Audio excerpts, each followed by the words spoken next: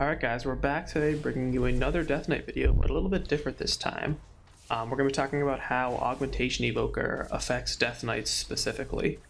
Like it or not, Augmentation is in the game. It is busted as all get up, and it's going to be in every single one of your keys most likely, so you might as well understand how they're affecting you, how they're affecting your movement, your defensives, your offensives, and how you can help play around them and their cooldowns to be timing as high as keys as you can as a Death Knight. So moving right into it, the big things you need to know about Augmentation as a Death Knight. The first one, Ebb and Might, that's their bread and butter. That's what makes them such a good support class. What they do is it increases 4 allies nearest primary stat by 13% of your own, and it causes them to deal more damage. So what this means is every 25 seconds, they're going to increase your strength by 13%, which, as you know, as a DK in Pillar Windows strength, you go absolutely crazy. As Unholy, strength is also buffing everything, all of your damage. So pretty much on big pulls, you're going to be lining up your Ebb and Mights with your pillars, and you'll just be doing crazy damage during an Ebb and Might pillar window. And for the most part, Ebb and Might uptime is very, very, very high. You're going to have it up for most of the dungeon. So that just really helps out your damage a lot, having that 13% more strength for the majority of the dungeon. The other big buff they keep up all the time is Prescience. And Prescience, I would say, is a lot better for Frost than it is for Unholy, as what it does is it grants an ally 3% more crit. As you know, on Frost, auto attack crits give us those killing machine procs for our obliterates. So just 3% more crit means potentially 3% more killing machines, which again, our crit is really, really good for Frost. For Unholy, it actually is a nice little buff in Mythic Plus. In Raid, you don't really care about crit too much, but in Mythic Plus, your crit's going to help your AoE. So getting 3% more crit for Unholy is going to help you be hitting big AoE epidemics and whatnot. The second part of Prescience that they have is a talent they take on the bottom called Fate Mirror, which when they have Prescience on them, they have a chance for their spells and abilities to echo the damage, dealing 15% of that damage again. So you're pretty much just dealing damage twice with Prescience on you. And Prescience uptime, again, like Ebb and Might, it has even more uptime than Ebb and Might, honestly. You'll be having Prescience on you in and out of combat. You'll pretty much have Prescience up on you all the time in a dungeon. Since they can put it on 2 people, they can pretty much maintain uptime on 2 people for the most part.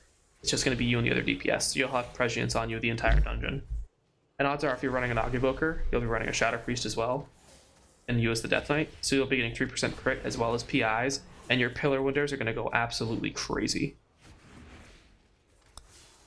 The next big cooldown you're going to want to be lining up with your Augmentation Evokers on big pulls is Breath of Eons. This is their 2-minute cooldown, so for the most part it's going to line up with every other pillar, or when you're planning a big pull.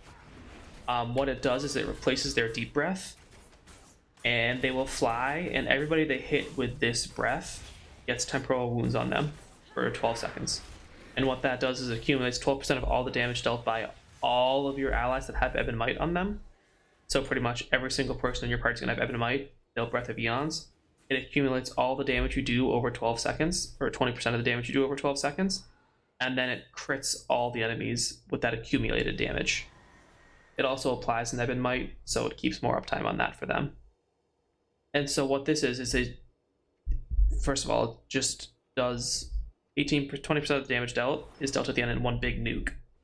So it's just, you are slamming a pack for 10-15 seconds, and then at the end they get hit with a giant bomb for Breath of Eons, and that pretty much just executes the pack at the end of the pull. Another thing that Breath does is 100% of the damage you deal, you get a shield. So you get a big shield every time you breath on a big pull. That'll help keep you alive on those big pulls if mechanics go out or you eat something. That's just nice, another little survivability buff for us, pretty much. Inferno's Blessing is another thing that affects you specifically. Whenever they fire breath during Ebb and Might, your spells have, or your damaging attack and spells have a high chance to deal an additional 9,000 fire damage. So again, you're just doing even more burst every time Ebb and Might is up. These Augmentation makes your pillar windows go crazy as a Frost Death Knight. As an Unholy Death Knight, it makes your DT and epidemic spams go crazy, because every damaging attack you do has a chance to deal fire damage. As Unholy, if you're ripping epidemics on 10 plus targets, that's just a lot more damage going out. As well as Fate Mirror, having your abilities have a chance to echo, those epidemics will be going crazy. Moving into a little bit of the utility that they give you, because that's most of the offensive stuff that they give you. Their Draconic Attunements, just a party-wide buff all the time. You're either going to have 4% more health or 10% more movement speed.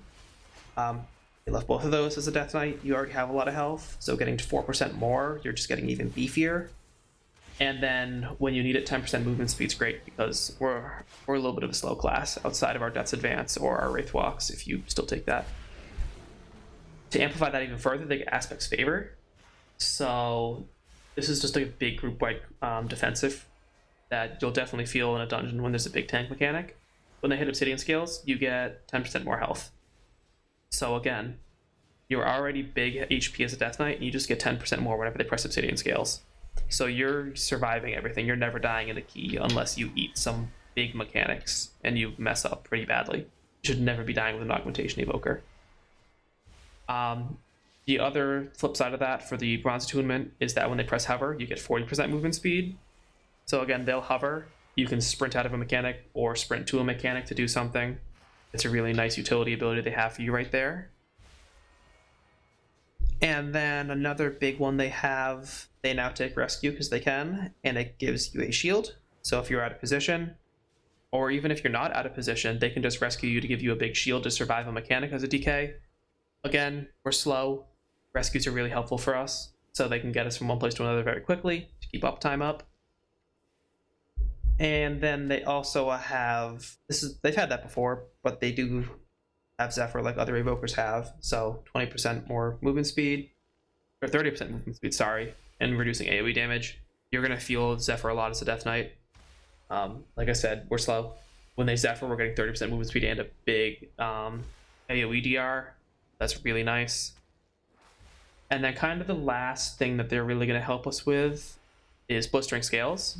So if we're getting like a big physical dot on us, they usually Blistering Scales is on the tank. What it does is it puts 15 Dragon Scales on them, increases their armor by 30% of the Evokers, and melee attacks against that person deal damage back to whoever's dealing the damage to them, and the scales will fall off as that damage is done.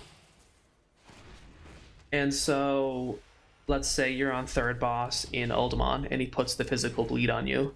Your Evoker might swap the scales onto you to give you 30% more armor to help take a little less damage from that bleed. And again, when they cast scales on us, they take a talent, which gives us a big absorb shield. So even if it's not just a physical thing, they might just swap the scales onto you to give you that big 185k shield. So that's kind of just a quick little intro into what Augmentation Evokers are helping Death Knights with in keys. They're here to stay.